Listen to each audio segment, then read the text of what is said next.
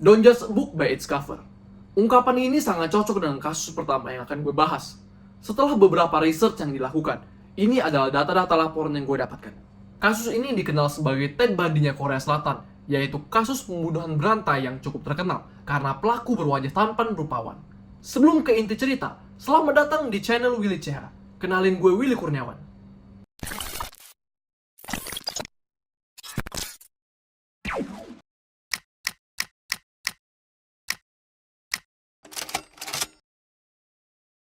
Kasus kriminal ini terjadi di Korea Selatan pada tahun 2006 sampai tahun 2008, di mana pelakunya merupakan pria yang berwajah tampan dan berpenampilan rapi. Pelaku diketahui bernama Kang Ho-sun yang lahir di Socheon pada tanggal 10 Oktober 1969, yang mana merupakan anak ketiga dari 5 bersaudara. Ia sendiri tumbuh di keluarga yang cukup harmonis dan bisa dibilang cukup kaya, karena orang tuanya memiliki tanah yang luas. Kota Socheon sendiri dikenal sebagai kota yang banyak masyarakatnya bermata pencaharian sebagai petani, sehingga orang tuanya berharap anak-anaknya dapat meneruskan usaha keluarga. Sehingga Ho-sun disekolahkan di sekolah menengah pertanian. Selama bersekolah, Ho-sun dikenal sebagai pribadi yang baik, rapi, dan juga berwajah tampan. Ia juga lulus dengan nilai yang baik. Ia memiliki tinggi badan sekitar 171 cm dan cara bicara yang sopan juga lembut. Setelah lulus, ia tidak menemukan tujuan hidup di sekitar tempat tinggalnya, sehingga ia memutuskan untuk mendaftar militer. Namun sayang, ia diberhentikan secara tidak hormat karena kasus pencurian hewan ternak. Disinilah Ho-sun diketahui berganti-ganti pekerjaan. Tak lama, di tahun 1993, setelah diberhentikan, Ho-sun membuka toko yang tidak bertahan lama juga, sehingga ia memutuskan untuk menjadi supir truk. Naas, di tahun 1997 sampai tahun 1998, terjadi krisis ekonomi di Korea Selatan, sehingga ia kesulitan mendapatkan penghasilan. Ia pun memutuskan untuk membakar truk dan mengklaim asuransi yang mana digunakan untuk membuka restoran. Perilaku membakar dan mengklaim asuransi ini ternyata dilakukan lebih dari sekali, yang berujung pada membuka ternak anjing. Ternyata tempat yang dikira masyarakat setempat sebagai peternakan anjing merupakan tempat untuk sembelih anjing, yang mana dagingnya dijual untuk konsumsi. Proses penyembelihan anjing ini pun dilakukan dengan tidak normal. Ia menyiksa dan melakukan penyembelihan secara perlahan untuk menikmati proses kematian dan bagaimana anjing itu tersiksa. Kehidupan percintaan Ho-sun juga diketahui cukup mengagetkan. Sama seperti riwayat pekerjaan yang berganti-ganti, Ho-sun telah menikah sebanyak 4 kali. Pernikahan pertamanya dilakukan ketika ia berumur 22 tahun dan memiliki 2 orang putra. Pernikahan ini bertahan selama kurang lebih 5 tahun, dan hak asuh kedua putranya berada di tangan Ho-sun. Namun, selama pernikahan pertamanya, ia melakukan tindak pemerkosaan kepada seorang gadis yang mana menjadi istri kedua Ho-sun. Pernikahan ini bertahan selama 7 bulan dan memiliki 1 orang anak. Namun Ho-sun meninggalkan istri keduanya saat sedang hamil, sehingga tidak diketahui bagaimana kehidupan anak. Setelah pindah bersama putranya, pada bulan Maret 2003, Ho-sun kembali menikah selama 2 bulan. Pernikahan keempat dilakukan bersama Hae-jin. Hae-jin sendiri telah memiliki pekerjaan, yang ini sebagai pemilik panti pijit, dan diketahui kehidupan pernikahan mereka berjalan cukup baik. Kedua putra Ho-sun pun ikut tinggal bersama Hae-jin.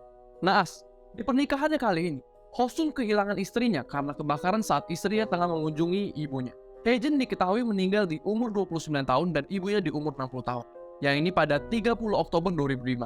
Pada kejadian ini, ditemukan kejanggalan karena belakangan baru diketahui bahwa Ho-sun mendaftarkan Hae-jin ke asuransi jiwa 5 hari sebelum kejadian yang merenggut nyawa istri dan mertuanya.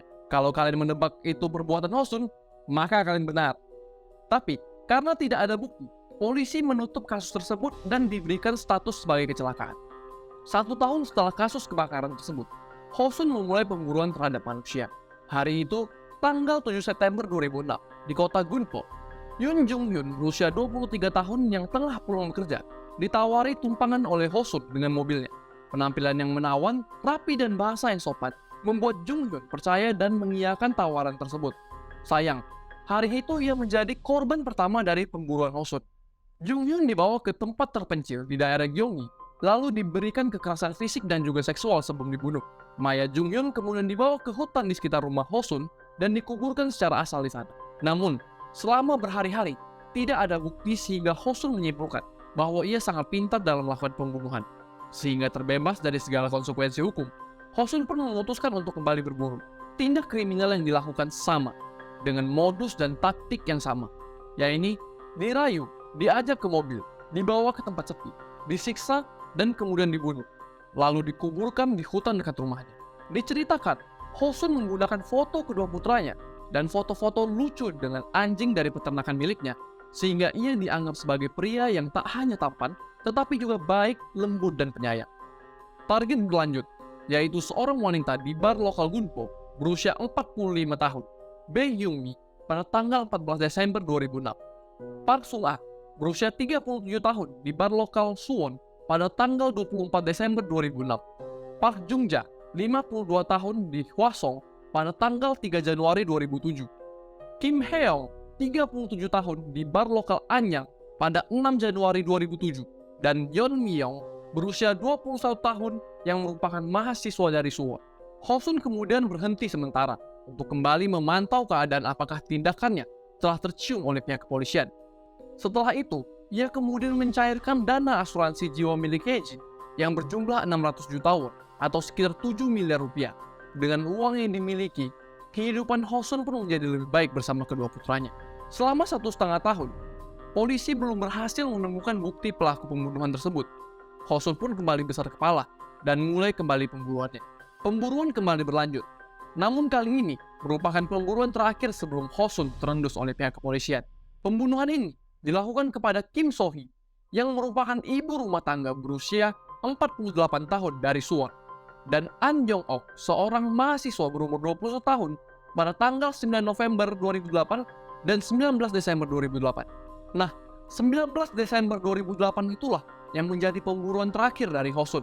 Hal ini dikarenakan pihak keluarga dari An Yong-ok yang cukup rinci dalam memberikan data kehilangan serta kecerobohan Hosun dalam bertindak.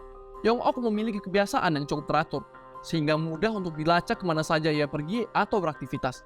Entah keberuntungan dari mana, sekitar 2 bulan sebelum kejadian hilangnya Yong-ok, kamera CCTV dipasang di halte tempat ia biasa menaiki bis. Dari sana, ditemukan bukti plat mobil yang dinaiki Yong-ok sebelum menghilang. Polisi pun melakukan penyelidikan terhadap plat mobil tersebut, dan ditemukan bahwa plat mobil tersebut merupakan mobil milik ibu dari Hosun.